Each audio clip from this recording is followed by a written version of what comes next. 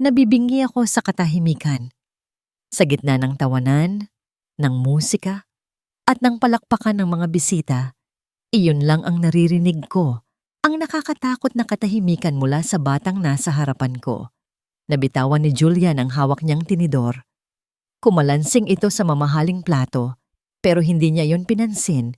Nakadilat ang kanyang mga mata, puno ng takot, at ang kanyang maliliit na kamay ay mahigpit na nakahawak sa kanyang leeg. Namumutla siya, nangingisay, walang hangin na pumapasok. Julian, ang sigaw ko ay parang pinunit mula sa aking lalamunan. Bago pa man makarehistro sa utak ng iba, ang nangyayari, tumakbo na ako. Sa bawat hakbang ko palapit sa kanya, parang may kung anong bakal na pumipiga sa puso ko. Ang sakit. Diyos ko, ang sakit. Parang tinutusok ng libu-libong karayom ang dibdib ko. Ito na naman. Ang sakit na pilit kong itinatago, ang sikretong pilit kong ibinabaon para lang hindi ako mawalan ng trabaho. Pero hindi ngayon. Hindi baling tumigil ang puso ko. Wag lang ang sa kanya. Tumalon ako sa likuran ni Julian. Niyakap ko ang maliit niyang katawan. Ang lamig ng pawis niya ay tumagos sa uniforme ko. Kaya mo to, Sandra. Iligtas mo siya. Bulong ng isip ko habang nanginginig ang buong katawan ko. Inilagay ko ang kamao ko sa itaas ng kanyang pusod at pikit matang humugot ng puwersa. Isang malakas na tulak pataas. Wala pa rin. Nakikita ko na ang pag-iiba ng kulay ng mukha niya. Mula sa putla, nagiging kulay ube na siya. Please, Julian, ibuga mo. Parang awa mo na. Dasal ko habang umaagos ang luha sa mga mata ko. Hindi ko na iniintindi ang hapdi sa dibdib ko na ngayon ay gumagapang na paakyat sa leeg at pangako. Ang bawat paghinga ko ay parang paglanghap ng apoy. Nanlalabo na ang paningin ko, pero hindi ako pwedeng bumitaw. Isa pang tulak. Mas malakas, mas desperado. Sa wakas, isang maliit na bagay ang tumalsik mula sa bibig ni Julian at tumama sa sahig. Kasunod nito ay ang tunog na pinakamaganda sa pandinig ko, ang malakas na paglanghap ng hangin at ang iyak ng isang bata. Umiiyak na si Julian. Buhay siya. Ligtas siya. Napaluhod ako sa sahig. Yakap-yakap pa rin siya ng mahigpit. Gusto kong sabihin sa kanya na, tahan na. Pero walang boses na lumalabas sa bibig ko. Ang kaninang apoy sa dibdib ko ay biglang naging yelo. Nanigas ang mga kalamnan ko. Ang ingay ng paligid, ang sigawan ng mga bisita, ang basag na baso, ay unti-unting humihina, parang nanggagaling sa ilalim ng tubig. Napahawak ako sa dibdib ko, ang puso ko, parang pagod na itong tumibok. Unti-unting dumilim ang paningin ko. Ang huling nakita ko ay ang pagtakbo ng isang lalaki palapit sa amin. Si Sir Edward. Nakita ko ang takot sa mga mata niya. Ang galit. Gusto kong ngumiti para sabihing ligtas ang anak niya, na iniligtas ko ang buhay ni Julian kahit kapalit nito ay ang buhay ko. Pero bumigay na ang katawan ko. Bumagsak ako sa malamig na sahig. Ramdam ko ang pagyanig ng sahig nang lumuhod si Sir Edward sa tabi namin. Hinablot niya si Julian mula sa mga braso ko. Pilit kong iminulat ang mga mata ko ng bahagya. Nakita ko siyang nakatingin sa akin. Hindi pasasalamat ang nakaukit sa mukha niya, kundi puot. Isang puot na kayang pumatay.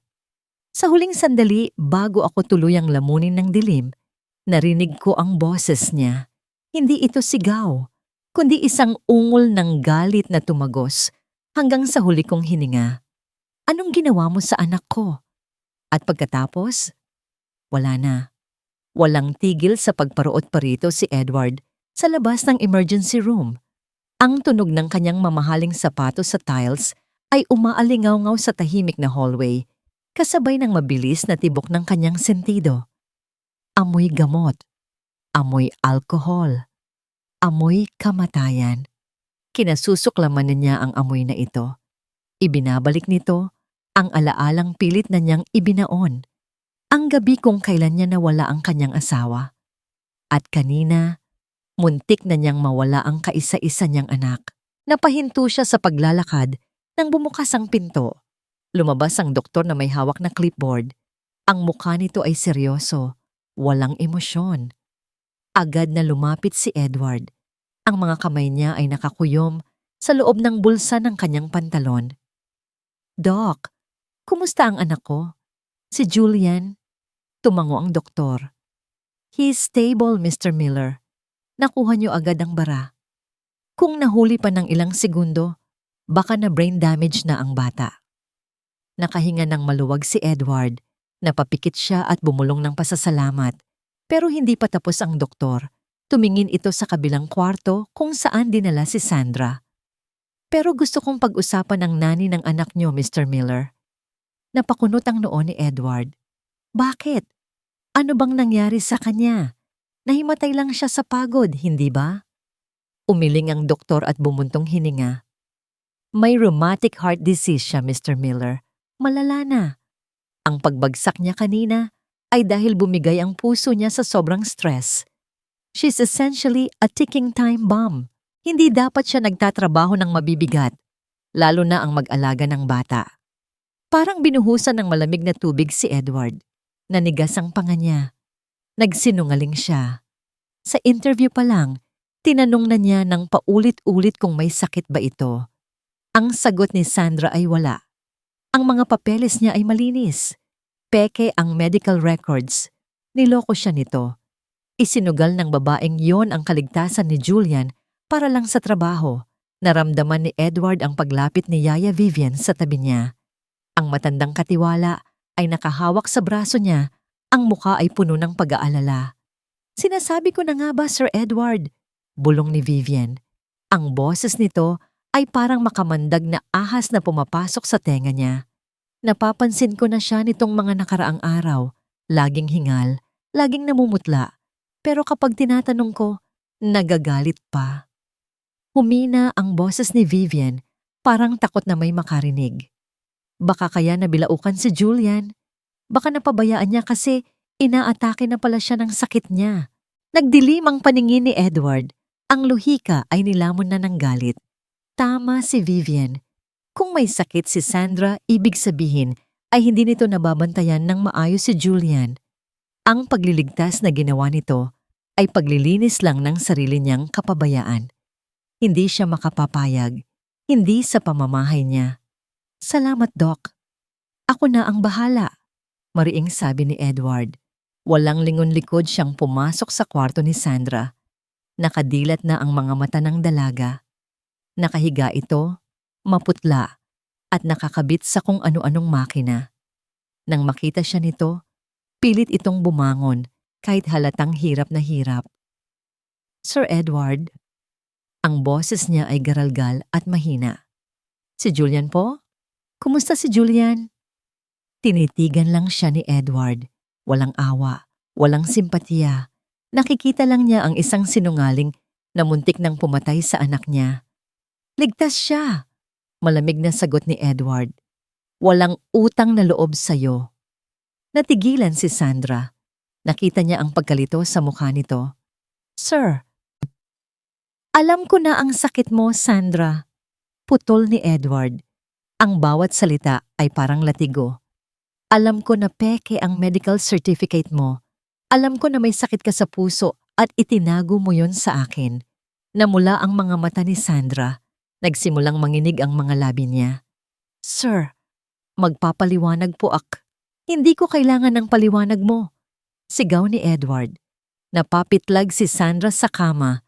Binuksan ni Edward ang kanyang wallet. Kumuha siya ng isang makapal na tumpok ng pera. Hindi niya ito inabot. Ibinato niya ito sa kama. Sa paanan ni Sandra, nagkalat ang mga papel na pera sa puting kumot. Heto ang sweldo mo at severance pay. Sobra-sobra pa yan." Itinuro ni Edward ang pinto. "Pack your things. I don't want to see you in my house ever again. You are fired." Bumalong ang mga luha sa mata ni Sandra. Pinilit niyang abutin ang kamay ni Edward, pero umatras ang binata na parang nandidiri. "Sir, parang awa niyo na po." Pagmamakaawa ni Sandra, humahagulgol na. "Huwag niyo po akong tanggalin. Kailangan ko po ng pera. Kailangan ko po ito para kay..." Hindi na hinintay ni Edward ang dugtong niya. Para sa kanya, isa lang itong palabas. Pera lang ang habol ng babaeng ito. Tinalikuran niya si Sandra. "Sir, pakinggan niyo naman po ako. Sir!" Rinig na rinig ni Edward ang desperasyon sa boses nito, ang sakit ng pag-iyak.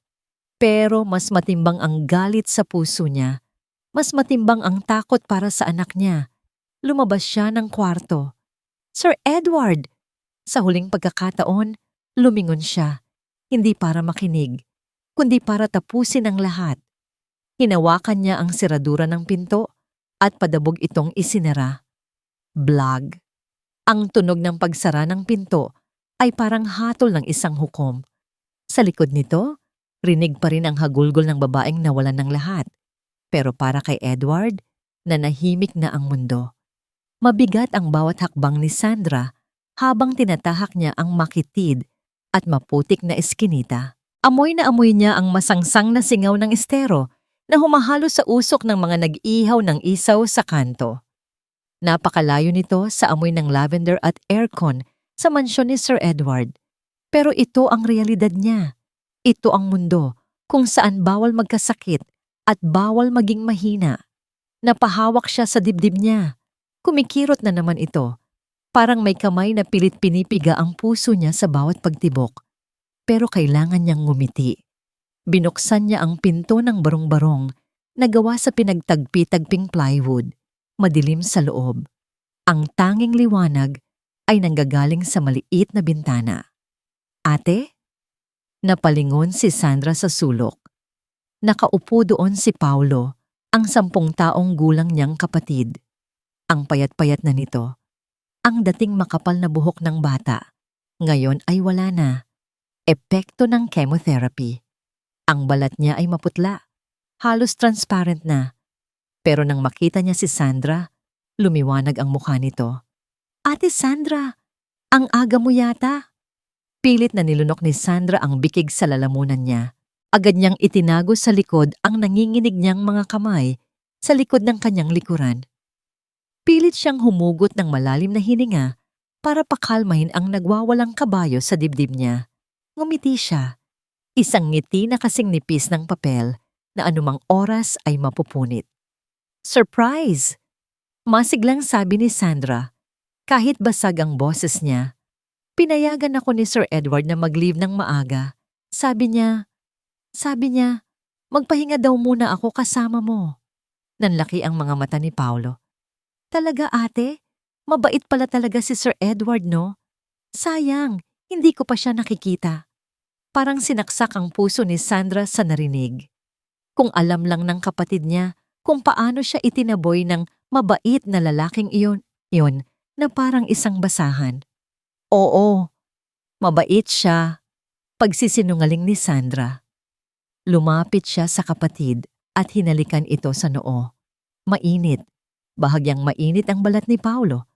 "Kumain ka na ba?" Tanong niya habang inaayos ang kumot nito. Umiling si Paulo. "Hinihintay kita ate." Tumalikod si Sandra para maghanda ng pagkain. Sa maliit na mesa sa sulok, inilabas niya ang sobrang ibinato sa kanya ni Edward. Binilang niya ang laman. Malaking halaga ito para sa iba. Pero para sa isang batang may leukemia, kulang pa ito para sa susunod na cycle ng chemo. Dumako ang tingin niya sa reseta ng doktor na nasa bulsa niya. Ang gamot niya sa puso. Mahal din ito. Tinitigan niya ang pera. Tinitigan niya ang reseta. At pagkatapos, tinitigan niya ang likod ng kapatid niya na umuubo sa higaan. Walang pag-aalinlangan, nilamukos ni Sandra ang sarili niyang reseta at itinapon ito sa basurahan. "Kaya ko pa." Bulong niya sa sarili habang hinihimas ang dibdib na naninikip. Para kay Paulo, kakayanin ko. Lumipas ang mga oras at bumagsak ang gabi kasabay ng malakas na buhos ng ulan. Ang patak ng tubig sa yero ay parang mga bala na tumatama sa bubong. Nagising si Sandra sa isang ungol. "Ate, ang Napabalikwas si Sandra. Nilapitan niya si Paulo. Nanginginig ang buong katawan ng bata. Nangingisay sa ilalim ng manipis na kumot. Nang hawakan niya ang leeg nito, parang humawak siya sa bagong kulong tubig. Paulo, Paulo, gising. Ate, masakit. Masakit ang buto ko. Iyak ng bata. Natatarantang hinalughog ni Sandra ang gamit nila. Wala na silang gamot pampababa ng lagnat. At sa lakas ng ulan at baha sa labas, wala nang tricycle na papasok sa lugar nila. Kailangan niya ng tulong. Kailangan niya ng sasakyan. Kinuha niya ang cellphone niya. Ang kamay niya ay nanginginig sa takot at kaba. Isa lang ang nasa isip niya, si Sir Edward. Baka sakaling pakinggan siya nito. Baka sakaling may natitira pa itong puso, pero hindi niya kayang tawagan ito. Ang takot sa boses nito kanina ay bumabalik. Si Yaya Vivian. Si Yaya Vivian ang tumatayong nanay sa mansyon. Kahit masungit ito, baka maawa ito sa bata. Inidial niya ang number ng landline ng mansyon. Ring. Ring. Hello? Miller Residence? Ang boses ni Vivian. Yaya Vivian, si Sandra po ito. Halos pasigaw na, sabi ni Sandra dahil sa ingay ng ulan at iyak ni Paulo. Tumahimik sa kabilang linya. Yaya, parang awa niyo na po. Tulungan niyo ako. Si Paulo, ang kapatid ko. Sobrang taas ng lagnat niya. Hindi kami makalabas dahil sa baha. Pwede po bang makisuyo kahit sa driver lang ni Sir Edward? Babayaran ko po. Parang awa niyo na. Narinig niya ang paghinga ni Vivian sa kabilang linya. At pagkatapos, isang tawa, isang malamig at nakakapanindig balahibong tawa. Ang kapal din naman ng mukha mo, Sandra. Sagot ni Vivian. Ang boses ay puno ng pangungutya. Pagkatapos mong muntik patayin si Julian, may gana ka pang humingi ng tulong?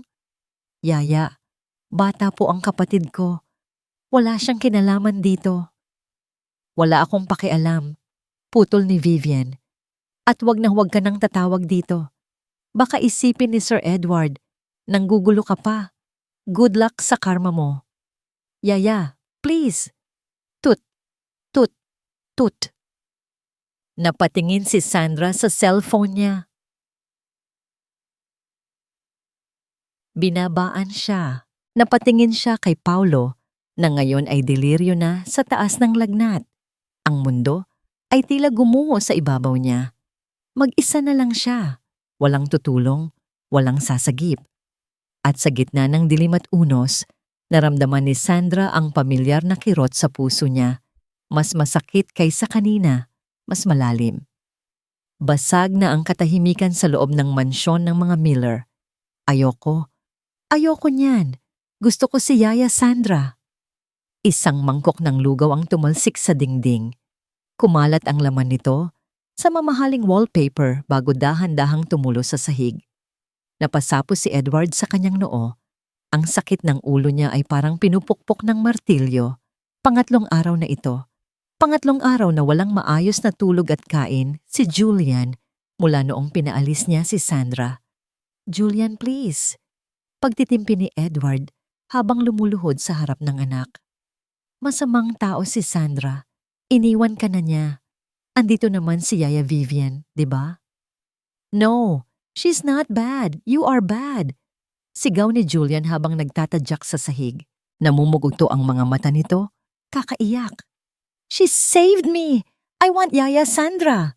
Napatingin si Edward kay Vivian na nakatayo sa gilid.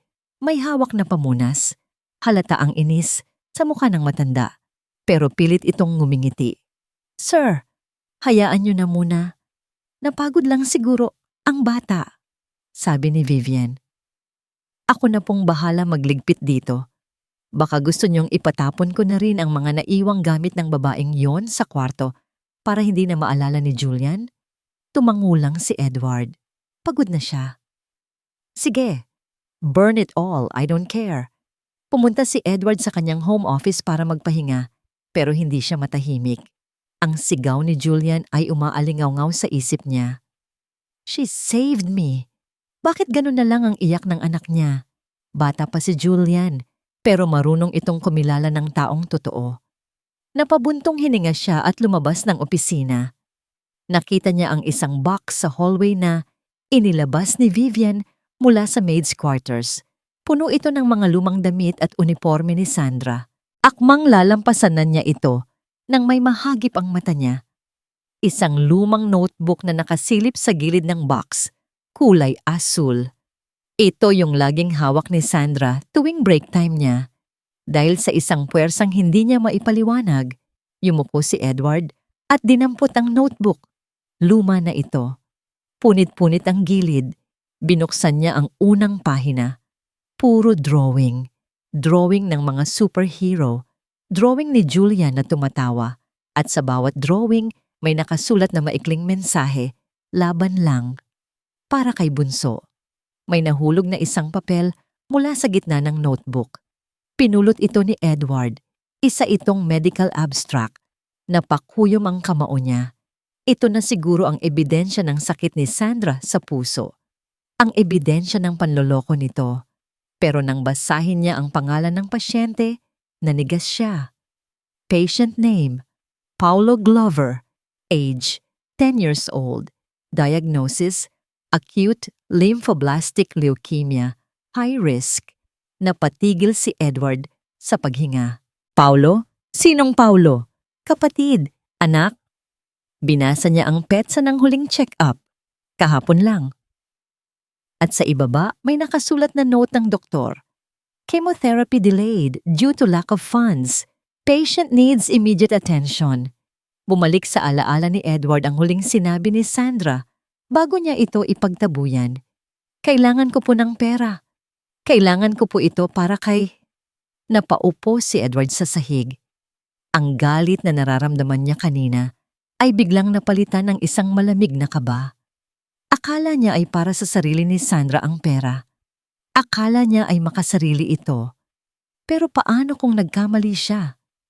Paano kung ang pagtatago ni Sandra ng sakit niya ay hindi dahil sa kapabayaan, kundi dahil sa desperasyon na buhay ng taong nasa papel na ito? Napatayo si Edward. Mabilis niyang kinuha ang employee file ni Sandra sa cabinet. Hinanap niya ang address. Barangay San Andres, floodway area, squatters area. Tumingin siya sa bintana. Napakalakas ng ulan. May bagyo. Sir Edward, saan po kayo pupunta? Tanong ni Vivian na karga-karga ang mga basurang itatapon. Hindi siya pinansin ni Edward. Hinablot niya ang susi ng kanyang SUV at tumakbo palabas ng mansyon. Binabagtas ni Edward ang kalsada habang humahampas ang malakas na ulan sa windshield. Halos wala siyang makita. Ang wipers ng sasakyan ay hirap na hirap sa paghawi ng tubig. Ang address na nakalagay sa file ay liblib. Maputik ang daan. Ilang beses na muntik ng mastak ang gulong ng sasakyan niya sa putik, pero hindi siya tumigil. Kailangan niyang malaman ang totoo. Nang makarating siya sa bukana ng lugar, bahana, hanggang tuhod ang tubig na kulay kape. Pinatay ni Edward ang makina at akmang bubuksan ng payong nang may mahagip ang headlights ng sasakyan niya. Sa gitna ng malakas na ulan at dilim, may isang anino. Isang babae. Basang-basa. Ang buhok ay nakadikit sa mukha. Hirap na hirap itong maglakad sa baha. Parang anumang oras ay tutumba. Pero hindi siya nag-iisa. May karga siyang isang bata sa likod niya. Ang bata ay nakabalot sa isang manipis na plastik para hindi mabasa, habang ang babae ay walang proteksyon sa ulan. Namilog ang mga mata ni Edward. Kilala niya ang figurang iyon. Kahit nakatalikod, kilala niya. Si Sandra. Nakita niyang huminto si Sandra sa gitna ng kalsada. Lumingon sa kaliwat kanan. Naghahanap ng sasakyan, sumisigaw ng tulong. Pero nilalamon lang ng kulog ang boses niya. At pagkatapos, nakita ni Edward ang pagbagsak ng balikat nito. Ang pagluhod nito sa baha dahil hindi na kaya ng mga binti niya ang bigat. Binuksan ni Edward ang pinto ng kotse at sumugod sa ulan. Sakay! Halos hindi marinig ni Sandra ang sigaw ni Edward dahil sa lakas ng ulan.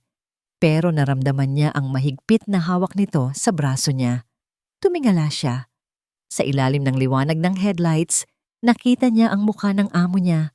Basa, nakakunot ang noo, at hingal na hingal. "Sir Edward?" Bulong niya, nanginginig ang mga labi sa ginaw.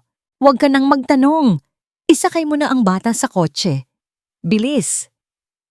Hindi na nag-inarte si Sandra.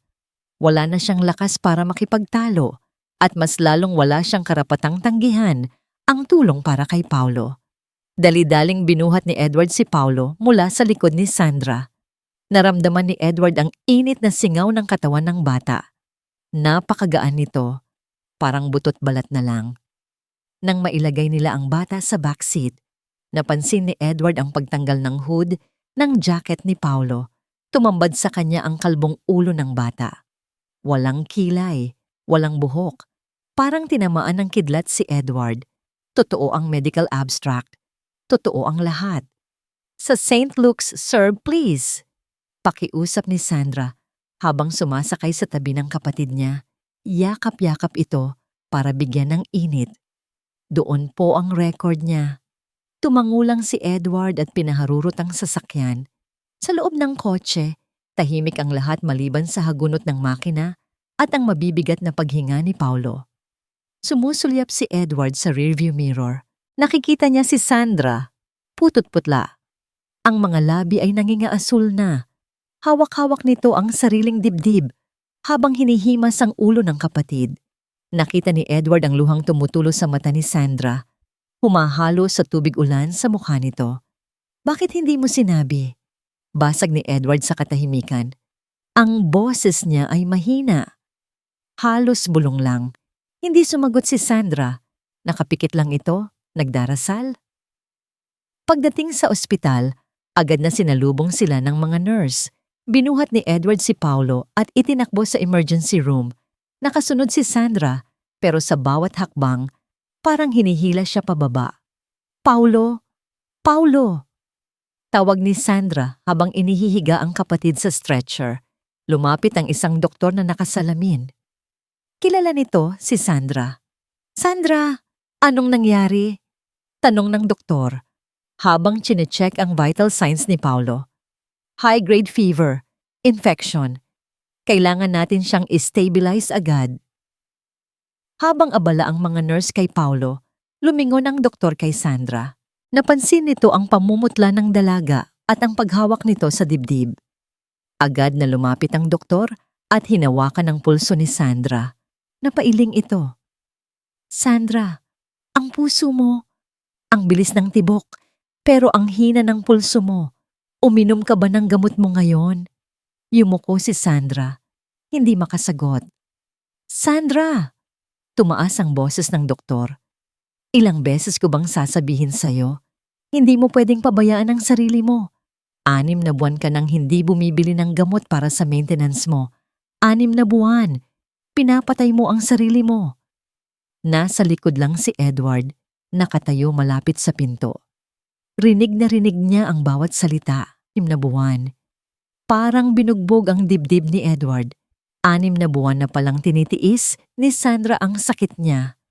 6 na buwan niyang isinakripisyo ang sarili niyang buhay para sa batang ito. At siya? Ano ang ginawa niya? Pinaratangan niya itong pabaya. Itinaboy niya ito na parang basura. "Kailangan ko po ang pera para sa chemo ni Paulo, Doc." Sagot ni Sandra, garalgal ang boses. "Kung bibili ako ng gamot ko, kulang na po para sa kanya. Siya lang ang meron ako." Napahawak si Edward sa hamban ng pinto. Hiyang-hiya siya sa sarili niya. Ang perang ibinato niya sa mukha ni Sandra kanina. Iyon pala ang perang magliligtas sa buhay ng magkapatid. Matapos ma-admit si Paulo at mabigyan ng paunang lunas, naiwan si Sandra sa hallway, nakaupo sa bench tulala. Dahan-dahang lumapit si Edward. Umupo siya sa tabi nito. May distansya sa pagitan nila. "Sandra!" Hindi lumingon si Sandra. Nakatitig lang siya sa sahig. "I'm sorry," panimula ni Edward. Ito ang unang pagkakataon sa loob ng maraming taon na humingi siya ng tawad. Hindi ko alam ang tungkol kay Paulo." Bumunot si Edward ng card sa wallet niya. "Sasagutin ko ang lahat. Ang bill ng ospital, ang chemo ni Paulo, pati ang operasyon sa puso mo kung kailangan. Babayaran kita ng triple sa sweldo mo. Bumalik ka na sa bahay. Kailangan ka ni Julian. Inabot niya ang card kay Sandra. Dahan-dahang lumingon si Sandra kay Edward. Ang mga mata niya ay pagod na pagod. Pero may kakaibang tapang na nagliliyab sa loob nito. Tiningnan niya ang card. Tapos, tiningnan niya si Edward. Hindi niya kinuha ang card. Sir Edward, mahina ngunit matatag niyang sabi, "Nagpapasalamat ako na dinala niyo kami dito. Utang ko sa inyo ang buhay ng kapatid ko ngayong gabi." Tumayo si Sandra. Kahit nanginginig ang tuhod, pinilit niyang tumayo ng tuwid. "Pero hindi niyo mabibili ang pagkatao ko. Tinapakan niyo ako, sir. Pinaramdam niyo sa akin na wala akong kwenta, na isa akong panganib sa anak niyo. Masakit po dito." Tinuro niya ang puso niya. "Mas masakit pa kaysa sa sakit ko."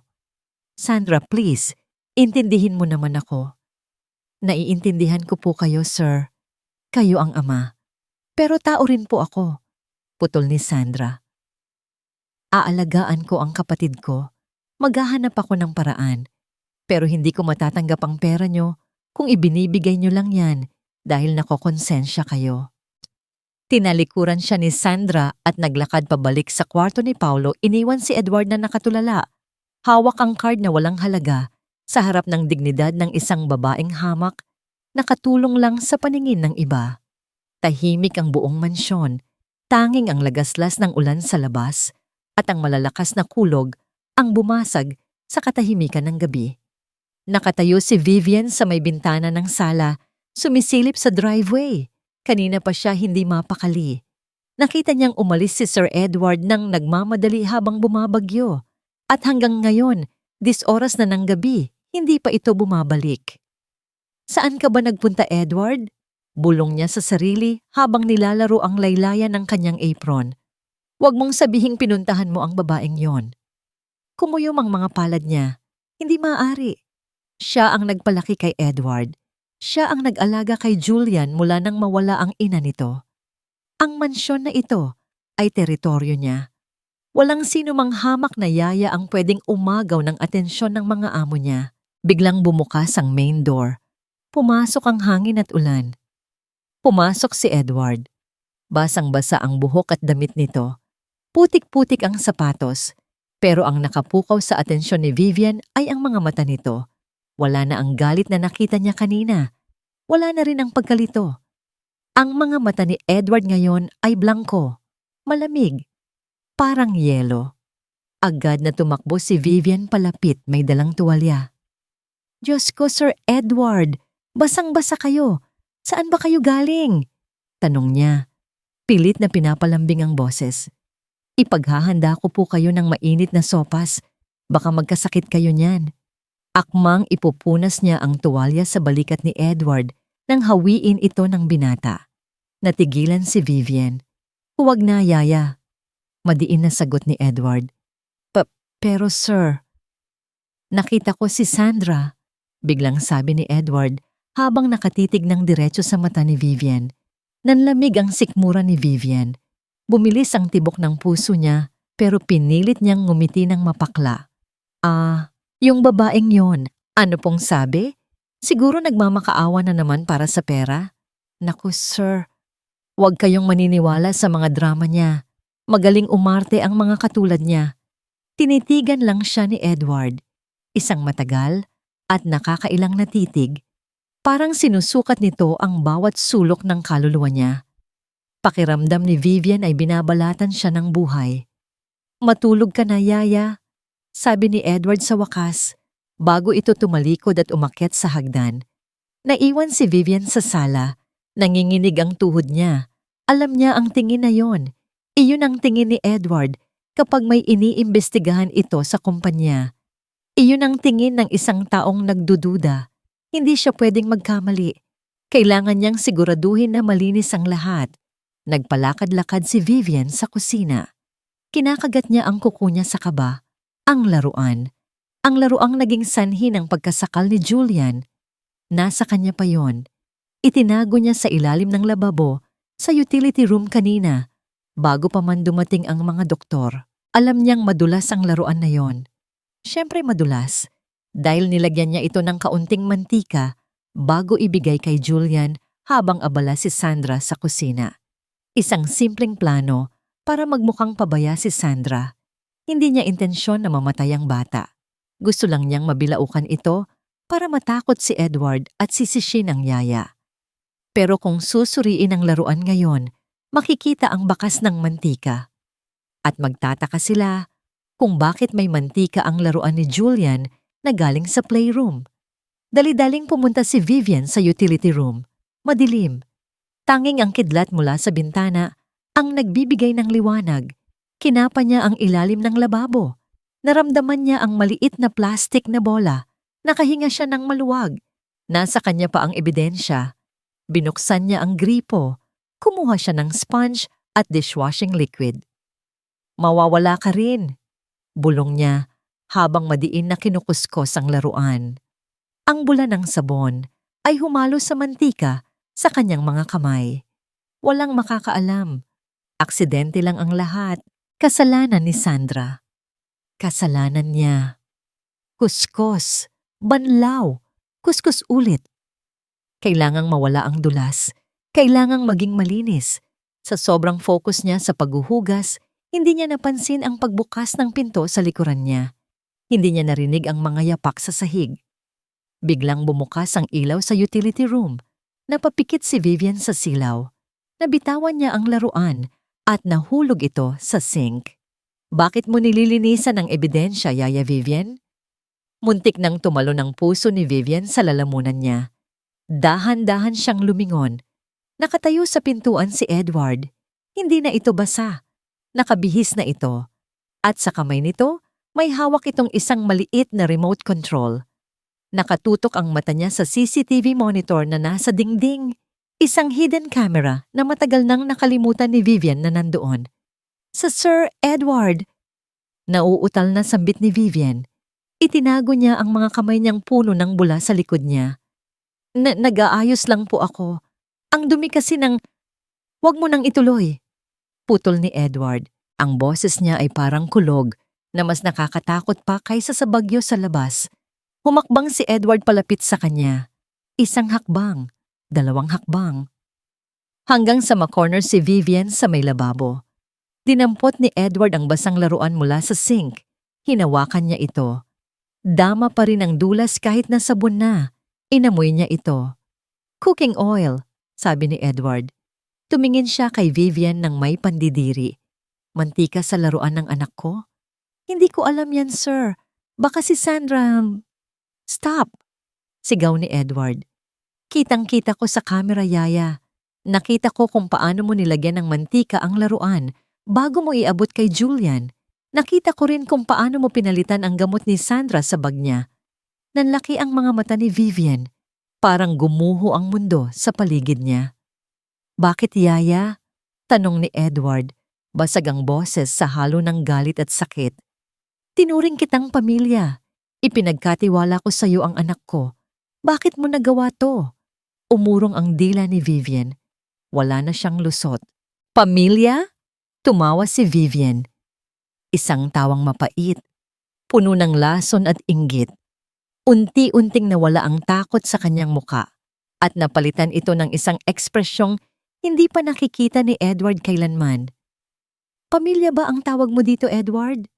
Ako ang nagpalaki sa'yo. Ako ang nagpalit ng lampin ni Julian. Ako ang nagpuyat noong namatay ang asawa mo. Humakbang palapit si Vivian kay Edward. Ang mga mata ay nanlilisik. Pero nang dumating ang babaeng yon, ang Sandra na yon, biglang siya na ang magaling. Siya na ang paborito ni Julian. Siya na ang bida. At ako? Ano ako? Isang matandang palamuti sa bahay na hinihintay na lang mamatay. Napaatras si Edward. Hindi siya makapaniwala sa naririnig niya. Ang babaeng tinuring niyang pangalawang ina ay puno ng galit at selos. Kaya mo ba ginawa iyon? Tanong ni Edward, nanginginig ang boses. Dahil lang sa selos, handa mong isakripisyo ang buhay ng anak ko? Hindi ko gustong mamatay si Julian. Depensa ni Vivian. Gusto ko lang na magkamali si Sandra. Gusto kong makita mo na pabaya siya, na hindi siya karapat-dapat. At ang gamot niya, Singal ni Edward. Pinalitan mo ang gamot niya sa puso. Ngumisi si Vivian. Bitamina lang naman ang pinalit ko. Hindi ko kasalanan na mahina ang puso niya. Kung namatay siya, di mas maganda. Mawawala na ang sagabal. Sa sobrang galit, hindi napigilan ni Edward ang sarili. Hinablot niya ang braso ni Vivian at kinaladkad ito palabas ng utility room. Bitawan mo ako. Edward, nasasaktan ako. Sigaw ni Vivian habang nagpupumiglas. Hindi siya pinakinggan ni Edward. Hila-hila niya ang matanda tawid sa malawak na sala hanggang sa makarating sila sa main door. Binuksan niya ito ng padabog. Ang hangin at ulan ay humampas sa kanila. Lumayas ka, mariing utos ni Edward. Edward! Sir Edward! Maawa ka! Biglang nagbago ang tono ni Vivian nang makita ang lakas ng bagyo sa labas. Gabi na, bumabagyo. Saan ako pupunta? Wala akong pakialam. Sagot ni Edward. Ang puso niya ay bato na ngayon para sa babaeng ito. Nagpapasalamat ka nga dapat at hindi kita ipapakulong ngayon din. Pero huwag na huwag ka nang magpapakita sa akin o sa anak ko. Dahil sa susunod na makita kita, ipapablater na kita sa pulis. Edward, parang awa mo na. Ako to, si Yaya Vivian mo. Wala na akong Yaya Vivian, sagot ni Edward. Matagal na siyang patay. Ang nasa harap ko ay isang demonyo. Tinulak niya si Vivian palabas ng pinto. Huwag! Edward! Isinara ni Edward ang pinto sa mukha nito. Nilock niya ito. Rinig pa rin niya ang katok at sigaw ni Vivian mula sa labas. Humahalo sa iyak ng hangin, pero unti-unti itong humina habang nilalamon ng bagyo. Napandala si Edward sa pinto. Napaupo siya sa sahig, hingal na hingal. Tapos na. Wala na ang lason sa bahay niya. Pero bakit ang bigat pa rin ang pakiramdam niya? Tumingin siya sa paligid ng mansyon. Napakalaki, napakaganda, pero napakatahimik, napakalungkot. Dito niya pinalaya si Sandra kanina. Dito niya hinusgahan ng babaeng walang ginawa, kundi mahalin at iligtas ang anak niya. Ang konsensya niya ay parang asido na tumutunaw sa kanya. Kailangan niyang bumawi. Kailangan niyang ayusin ang lahat. Bukas na bukas din, pupuntahan niya si Sandra. Magmamakaawa siya. Gagawin niya ang lahat para mapatawad siya nito. Biglang tumunog ang cellphone niya sa bulsa. Mabilis ang tibok ng puso ni Edward nang kunin niya ito. Unknown number. Pero kutob niya, galing ito sa ospital. Hello! Sagot niya. Mr. Miller? Boses ng doktor ni Paulo at Sandra. Mabilis ang pagsasalita nito, parang nagmamadali. Kailangan mong pumunta dito. Ngayon na. Bakit, Doc? Anong nangyari? Si Paulo ba? Hindi, si Sandra. Sagot ng doktor. Rinig ni Edward ang ingay ng mga makina at sigawan ng mga nurse sa background. Nag-cardiac arrest siya. Bumigay na ang puso niya. We are trying to revive her now. Code Blue, Mr. Miller. Code Blue. Nabitawan ni Edward ang cellphone. Bumagsak ito sa sahig pero rinig pa rin niya ang boses ng doktor. Parang tumigil ang ikot ng mundo. Ang mga tuhod ni Edward ay nanghina. Ang babaeng pinagbintangan niya, ang babaeng ipinagtanggol ang anak niya kapalit ng sariling buhay, ang babaeng minahal ng anak niya, ay nag-aagaw buhay na ngayon at alam niyang kasalanan niya ang lahat. Sumigaw si Edward. Isang sigaw ng matinding pagsisisi na umalingaw-ngaw sa buong bahay.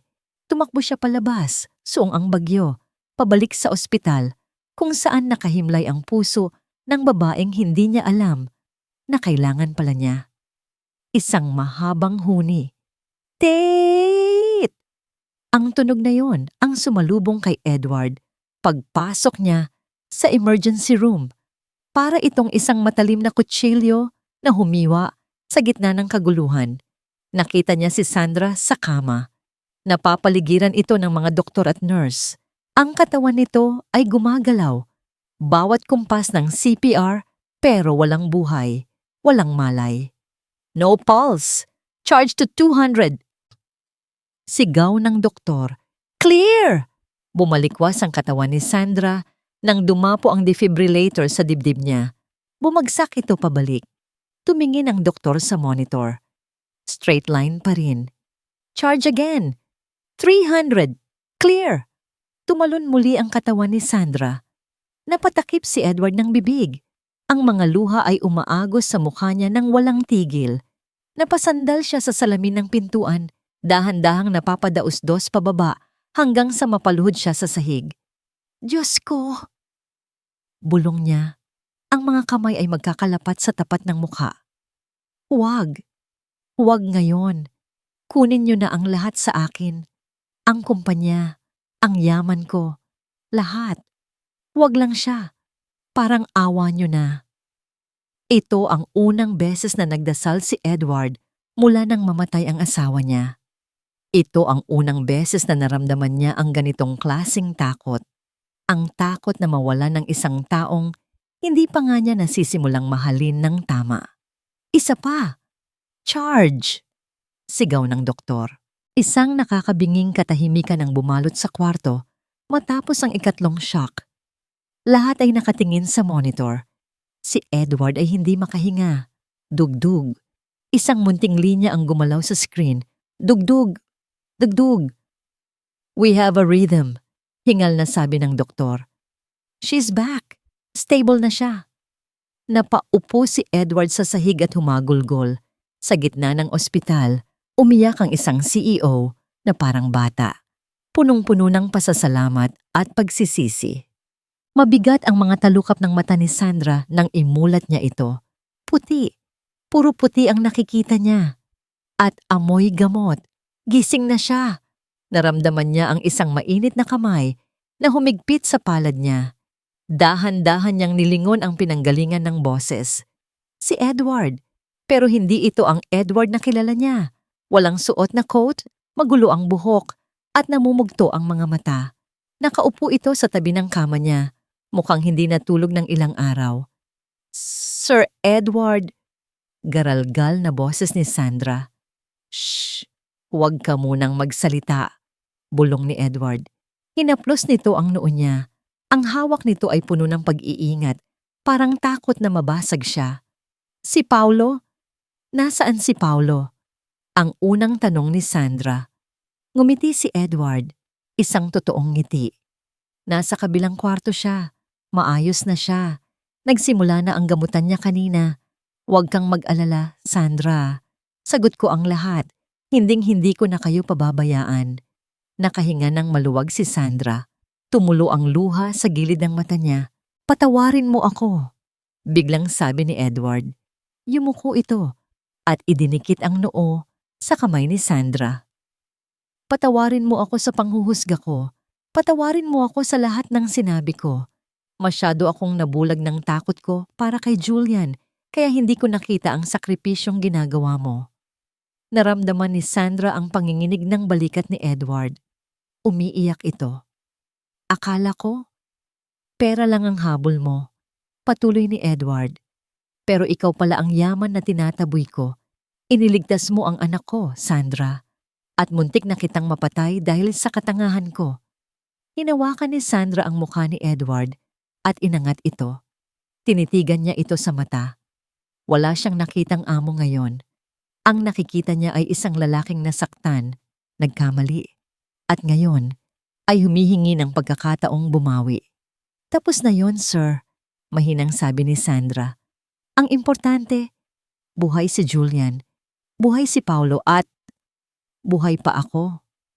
Umiling si Edward. Hindi lang yon ang importante. Importante ka sa akin, Sandra. Higit pa sa pagiging yaya. Higit pa sa lahat. Hinalikan ni Edward ang palad ni Sandra. Bigyan mo ako ng pagkakataon. Hayaan mong ako naman ang mag-alaga sa'yo. Hayaan mong ako naman ang sumalo sa bigat ng puso mo.